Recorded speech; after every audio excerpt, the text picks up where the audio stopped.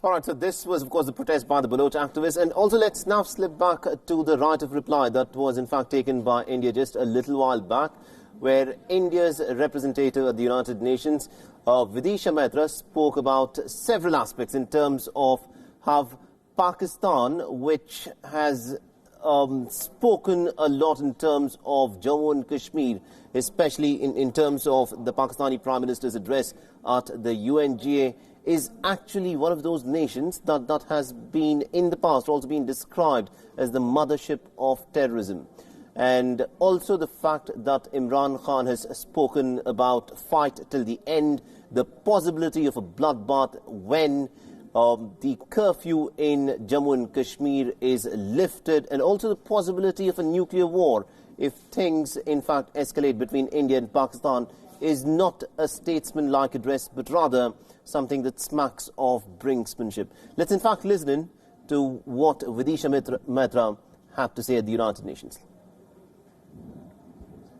I take the floor to exercise India's right of reply to the statement made by the Prime Minister of Pakistan.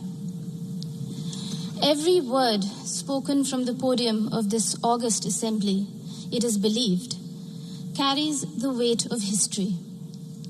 Unfortunately, what we heard today from Prime Minister Imran Khan of Pakistan was a callous portrayal of the world in binary terms. Us versus them, rich versus poor, north versus south, developed versus developing, Muslims versus others. A script that fosters divisiveness at the United Nations, attempts to sharpen differences and stir up hatred are, simply put, hate speech. Rarely has the General Assembly witnessed such misuse, rather abuse, of an opportunity to reflect.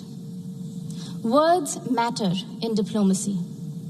The invocation of phrases such as pogrom, bloodbath, racial superiority, pick up the gun, and fight to the end reflect a medieval mindset and not a 21st century vision. Prime Minister Imran Khan's threat of unleashing nuclear devastation qualifies as brinksmanship, not statesmanship. Even coming from the leader of a country that has monopolized the entire value chain of the industry of terrorism, Prime Minister Khan's justification of terrorism was brazen and incendiary. For someone who was once a cricketer and believed in the gentleman's game, today's speech bordered on crudeness of a variety reminiscent of the guns of Dara Adam Khel. Mr. President, now that Prime Minister Imran Khan has invited UN observers to Pakistan to verify that there are no militant organizations in Pakistan, the world will hold him to that promise. Here are a few questions that Pakistan can respond to as a precursor to the proposed verification. Can Pakistan confirm the fact that it is home to 130 UN-designated terrorists and 25 terrorist entities listed by the UN as of today? Will Pakistan acknowledge that it is the only government in the world that provides pension to an individual listed by the UN in the Al-Qaeda and Daesh sanctions list?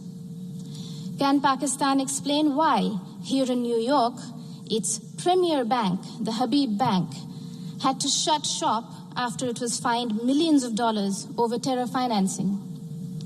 Will Pakistan deny that the Financial Action Task Force has put the country on notice for its violations of more than 20 of the 27 key parameters?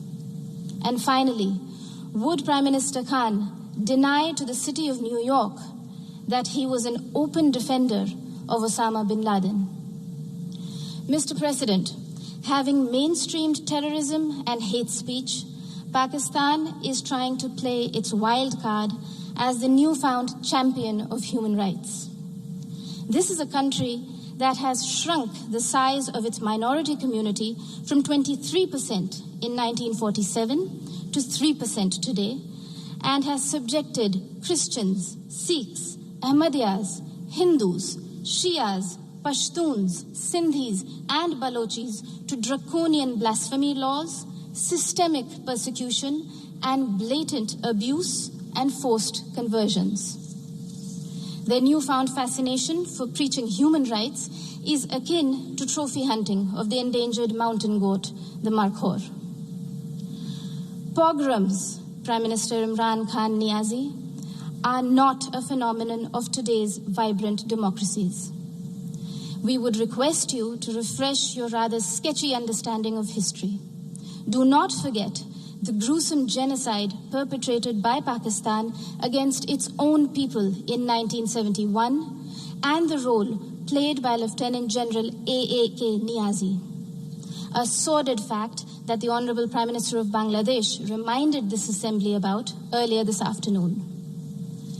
Mr. President, Pakistan's virulent reaction to the removal of an outdated and temporary provision that was hindering development and integration of the Indian state of Jammu and Kashmir stems from the fact that those who thrive on conflict never welcome the ray of peace. While Pakistan has ventured to upstream terrorism and downstream hate speech there, India is going ahead with mainstreaming development in Jammu and Kashmir. The mainstreaming of Jammu and Kashmir, as well as Ladakh, in India's thriving and vibrant democracy with a millennia-old heritage of diversity, pluralism, and tolerance is well and truly underway. Irreversibly so. The citizens of India do not need anyone else to speak on their behalf, least of all those who have built an industry of terrorism from the ideology of hate. I thank you, Mr. President. All right.